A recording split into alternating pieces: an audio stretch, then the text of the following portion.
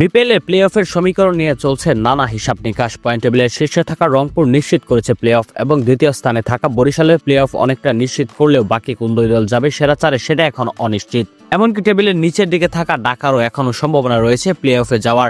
সিলেট চট্টগ্রাম ঘুরে বিপিএল আবারও ফিরেছে ঢাকায়। গতকালকে দ্বিতীয় পর্বের দুইটি ম্যাচ অনুষ্ঠিত হয়ে গিয়েছে। চিটাগাং কিংসও প্লে অফের দৌড়ে অনেকটা এগিয়ে রয়েছে। 9 ম্যাচে 5 জয় নিয়ে চিটাগাং কিংসকে বাকি ম্যাচগুলোর মধ্যে দুটি জিততে হবে প্লে অফ নিশ্চিত করার জন্য। যদি কিন্তু হিসাব নিকাশ বাদ দিতে জয়ের বিকল্প নেই তাদের। খুলনার সম্ভাবনাও প্রবল। সিলেটকে সর্বশেষ ম্যাচে হারানোর পর খুলনা টাইগার্সের অবস্থান শক্তিশালী হয়েছে। তাদের বাকি 3 ম্যাচের মধ্যে দুটিতে জয় পেলে সেরা চারে থাকা নিশ্চিত হবে। অন্যদিকে রংপুর রাইডার্সকে পরপর 2 ম্যাচে হারিয়ে প্লে অফ খেলার লড়াই এখনও টিকে আছে দুর্বার রাজশাহীও খেলবে আরও একটি ম্যাচ। বর্তমানে তারা 10 পয়েন্ট নিয়ে আছে টেবিলের 4 নম্বর স্থানে। খুলনা টাইগার্স 8 পয়েন্ট নিয়ে আছে 5 নম্বর স্থানে। কিন্তু দুর্বার রাজশাহী ম্যাচ খেলে ফেলেছে 11টি, খুলনা টাইগার্স ম্যাচ খেলেছে 9টি। অন্যদিকে ঢাকা ক্যাপিটালসের প্লে অফ খেলার স্বপ্ন এখন দুঃস্বপ্নের মতো। ঢাকা শেষের ম্যাচগুলো জিতে গেলে অন্যদিকে খুলনা, চিটাগাং ও রাজশাহী তাদের সব ম্যাচ হারলেই সুযোগ তৈরি হবে ঢাকা ক্যাপিটালসের। গতকালকে ফরচুন বরিশালের কাছে ম্যাচ হারের মাধ্যমে এবারে বিপিএল আসর থেকে বিদায় নিয়েছে সিলেট স্ট্রাইকার্স।